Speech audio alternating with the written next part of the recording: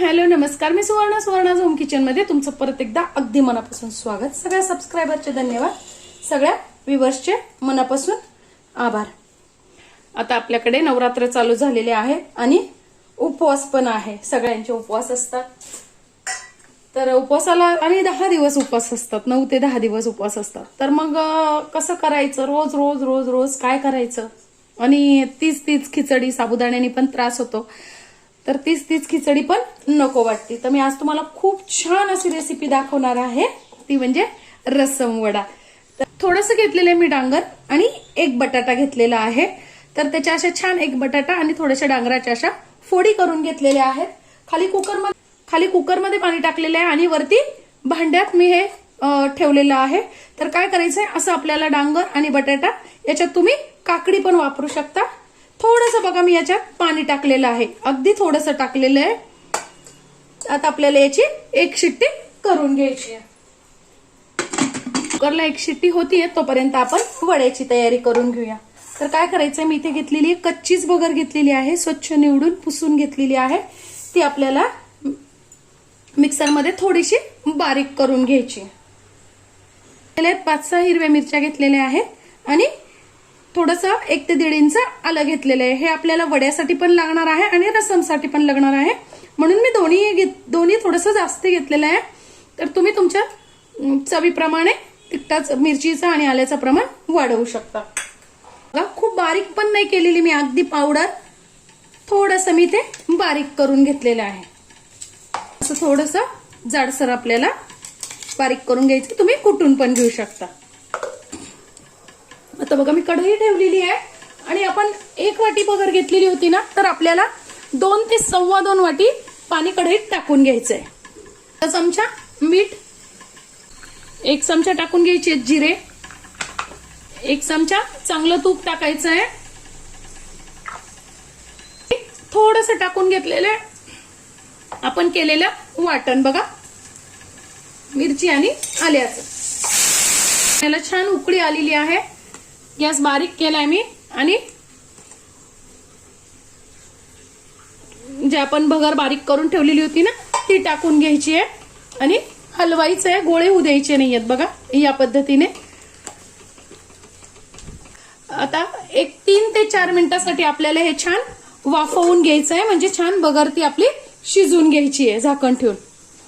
बघा 3-4 मिनिटं झालेली आहे, छान अशी घट्ट असा गोळा आपला तयार झालेला आहे। आता काय करायचंय, ताटात काढून घ्यायचं आहे आणि गारू द्यायचं, आपल्याला गारू द्यायचंय। आता बघा भाज्या आपल्याला या अशा काढून घ्यायच्या आहे। हे पाणी फेकून नाही द्यायचंय, हेच पाणी आपल्याला रसमला वापरायचंय। आता बघा छान अशा शिजलेल्या भाज्या आपल्या या गार झालेल्या आहेत आणि आता आपल्याला मिक्सरमध्ये छान पेस्ट करून घ्यायची याची। आता आपल्या रसमला कलर छान यावा म्हणून काय करायचंय, अर्धा चमचा कलरचं तिखट, म्हणजे बघा मी हे ज्यावेळेस वर्षभराचं तिखट करतो ना, त्यावेळेसच मी उपवासाचं तिखट हे वेगळं केलेलं असतं, फक्त कलर मिरचीचं, ते मी टाकून घेतेय। रसम म्हटलं की आंबट गोड हवं, म्हणून थोडंसं टाकून घ्यायचं आपल्याला 2 चमचे दही। तर तुम्ही जर दही नसेल तर तुम्ही लिंबू पिळलं तरी चालेल, किंवा कुणाकुणाकडे टोमॅटो खातात उपवासाला, जर तुम्ही टोमॅटो खात असाल तर तुम्ही टोमॅटो टाकला तरी काही हरकत नाही। आणि थोडेसे टाकून घ्यायचे आहेत अर्धा चमचा जिरे। आता छान आपल्याला मिक्सरला पेस्ट करून घ्यायची। किती छान अशी आपली पेस्ट तयार झालेली आहे, कलरही खूप सुंदर आलेला आहे। 1 चमचा तूप टाकून घेतलेलं आहे, तुम्ही इथे शेंगदाणा तेलही वापरू शकता।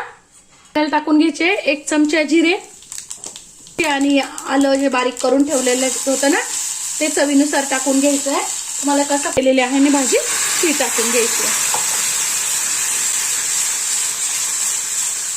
लगेच टाकून घ्यायचंय पाणी जे भाज्यांना उकडायला ठेवलेलं होतं ना आपण कुकरमध्ये, तेच पाणी मी टाकून घेतलेलं आहे। आता तुम्हाला घट्ट पातळ कसा आवडतो तसं तुम्ही करून घ्यायचंय। रसम चवीनुसार टाकून घ्यायचंय मीठ, मी इथे अर्धा चमचा मीठ टाकलेलं आहे।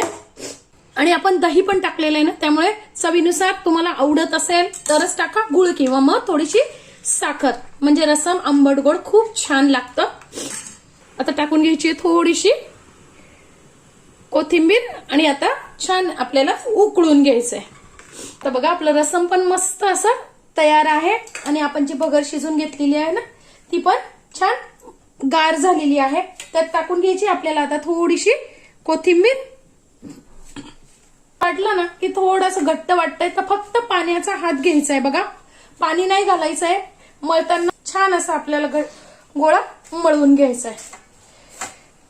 आता काय करायचं आहे, थोडासा असा तुपाचा हात घ्यायचा आहे. त्याला फक्त तूप लावून घ्यायचंय बघा, म्हणजे आपल्या हाताला चिटकत नाही. आणि असे छोटे छोटे आपल्याला गोल गोल गोळे तयार करून घ्यायचे. छोटे केलेत मी अगदी बघा या पद्धतीने. जाड आणि खूप मोठे जर तुम्ही ठेवले ना तर ते आतमध्ये कच्चे राहतील, म्हणून खूप मोठे नाही करायचे आहेत, छोटे करायचे आहेत. तुम्हाला पाहिजे असेल तर तुम्ही अशा या आकारात केले तरी चालतील किंवा मग असे सिलेंडर शेप मध्ये केले तरी चालतील. पोहे तयार करून झाले की लगेच आपल्याला मीडियम गॅसवर छान तळून घ्यायचे. बघा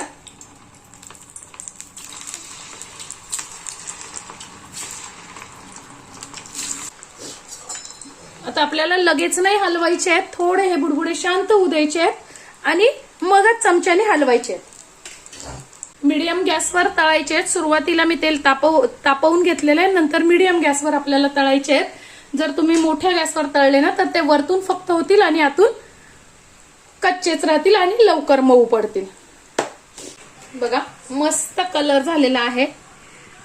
हातात घेऊन बघायचं आहे क्रंची झालाय की नाही. मस्त असे आपले वडे पण तयार आहे.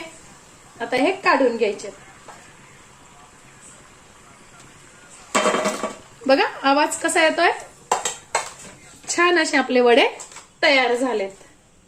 बघा मस्त असे वडे आपले तयार आहे. फोडून दाखवते बघा, आतून मऊ आणि वरतून कुरकुरीत असे खुसखुशीत आपले वडे तयार आहे.